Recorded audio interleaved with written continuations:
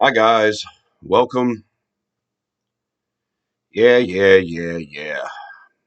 So, I'm here to do a quick review of the Week 12 matchup between our bless you boys, the New Orleans Saints, as they travel to San Francisco to take on the 49ers. And we laid an egg and lose 13 to nothing. There's not much to say about this game. That hasn't been said before in our 8 losses here now. We fall to 4-8. And either the defense gives up too many big plays, or we get too many penalties, or we turn the ball over too much, or the offense is just ineffective. And I blame the play calling once again. I think the formula for this team to be successful is to have Taysom Hill at quarterback several times in the first half, have him throw the ball a couple of times to keep the defense honest, and that can open it up for Taysom running later. The 49ers were just dead set on stopping Taysom every time he was in at the quarterback position, and that's what you should do when Taysom Hill comes in the game. Now, our offensive coordinator has to scheme up something to make these plays effective. I mean, these plays usually work 7 times out of 10. And when we had a beat up offensive line last week, it seemed like there was more attention to greater effect by the coordinator to help the team. So you get a couple of pieces back on the offensive line, and all of a sudden you think, yeah, let's just everybody one-on-one block. Even though this defensive line's pretty good, go ahead and see how you can hold up. Well,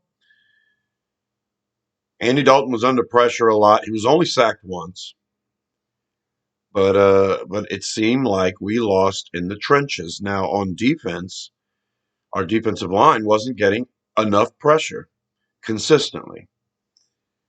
And even though we held the team to 13 points, you could see that we need help on that defensive line in the middle. Tuttle had a good game, whatever. A lot of injuries all over the place. So, okay, so let's bring up the stats and get this out of the way. Yeah, that's the stats that I bothered looking up this week. I watched the game. I looked at the stats. I went through the motions of thinking I was going to put them down, and then I realized that, yeah, this pretty much sums it all up. So, turned the ball over twice. Alvin Kamara, our best player, fumbles twice. Andy Dalton didn't seem like he knew where he wanted to go with the ball. The deal is he got the ball there often, and it was just dropped. The referees helped out a lot with this as well. Overall, San Fran was flagged more times. They had some ridiculous calls against them as well. There was one series where the Saints were flagged 3 plays in a row. Now, it's bad enough you got to play the number one defense in the league, but when you have to deal with something like this, then you have balls hitting receivers in the face mask and they're not catching it. The luck of the bounce.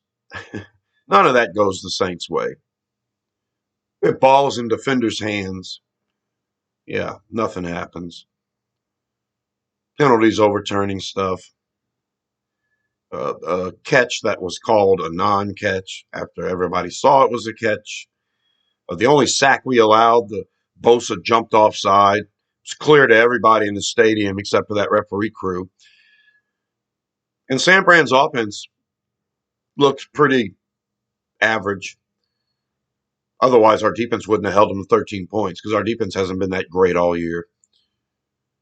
But offensively, at the end of the game, of course, everybody's saying off with Dalton's head. And I don't know what else, he can do. He's an average quarterback. But you had balls hitting guys in the hands while they were in the end zone, and they weren't coming down with it. It's like Bobby Hebert said this. If Jameis Winston would have been out there, he could have been hitting those receivers in the face mask with the ball too. Got to catch it. My biggest gripe is the play calling. Of course, you scored 0 points. You should almost accidentally score. Will Lutz missed a field goal. Fine. We were close a few times, and it felt like in this game, to me, it felt like, well, Carmichael didn't want to play for field goals in this game. Maybe he read too many comments or heard that from too many people, and he decided, no, when we finally get there, we have to score touchdowns. I heard this crap earlier in the year. Oh, when they're in the red zone, you have to get touchdowns, not field goals. In a 13-0 game, field goals would help. I'm sick of it. There was a time when it was first and goal for the Saints at the 4-yard line, and we passed 4 times in a row. That's just stupid. Stupid. I don't care. I'm sick and tired of coaches thinking you have to have reverse psychology to be a success. Sean Payton did that crap too. Oh, well, we're good at this, and they're going to think we're going to do this, so we're going to do this instead. Or, oh, this team tends to do this, so what we're going to do is we're going to attack that, but we're going to have a whole other thing where, in case they fix that, this reverse psychology. Oh, it's not effective. You're averaging 2.5 yards a carry. You're 4 yards away from the goal line. You feel like you can't run. Drew Brees would have quarterback snuck that shit. Pardon my French. I mean, a fullback handoff would have been better than a pass. I just don't get it. It's basic football. What worked so well last week for the Saints is we put Taysom Hill in the game in the first half a few times, and we passed the ball with him. He wasn't completing the balls. He only completed one pass, but that was all that it took to open up the Taysom run. Having Rashid come across the formation and handing it off to him. That was a good play. You got to work off of that. You got to have something to come off of that to counter that. Yeah, you have to keep them honest. Every time Taysom Hill got the ball, every linebacker was just standing there waiting for him. So where's the damn design where Taysom Hill just throws a quick slant to where the linebackers were? I mean, you guys can't figure this out?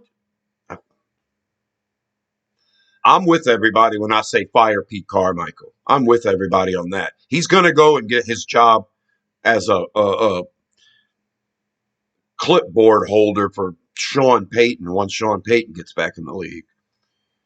We're going to need a new head coach. We're going to need a new offensive coordinator. We're going to need a new direction. Definitely. Every time the Saints look good, we think, well, Dennis Allen, they're playing hard for Dennis Allen, so it must not be him. No, it's him. It's him because he allows Pete Carmichael to continually do this. If we're going to be a defensive-minded football team, and we're only going to win if our defense plays up to their level, you're going to have to figure out a way to score points. I don't think Dennis Allen knows what Pete Carmichael's doing and what the offensive game plan is. I don't know. It doesn't seem like it. And I'm not going to bash Andy Dalton because I simply don't believe Jameis Winston would be able to do anything if Pete Carmichael is going to call these idiotic games that he does more often than not. He's only had a couple of really good games this year. His his scheme against Arizona was good. His scheme against Seattle was good. What we did against the Raiders was great. And of course, what we did with the Rams. This team averages way more points with Dalton at quarterback, but at this point, you have to put Winston in. The season's over. It's not technically over. If we beat Tampa Bay next week, we're only a half game out of first place in our division at 5-8 if that happens. It's embarrassing. The season's over. And what I think you need to do is put Winston in there and just see what you got for next year because he's under contract next year. And personally, let's show the Saints Nation what Jameis Winston as a starting quarterback would look like for the last 5 games of the season. Let's do it, okay? That's all I got. I ain't got nothing else to say about this one. We suck. Pete Carmichael sucks. And this offense, as good as they can play, if they play at the highest level, with Andy Dalton at quarterback, you could probably expect 24, 27 points. With Jameis Winston at quarterback, I don't know. If he plays out of his brains and everybody else plays great, I don't know. Maybe we can crack 30. I don't know. But that's with everything going our way.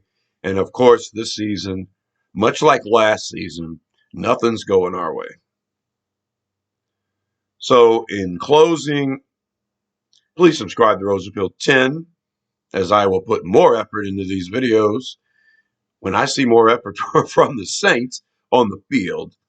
I think this season is over. I'm still a Saints fan. I'm still going to be happy if they win.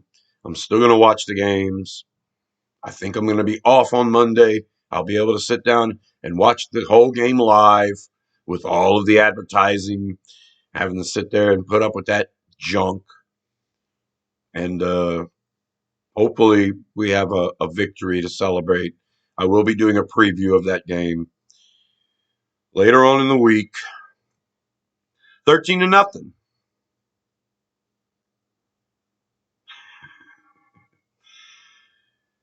Who dat?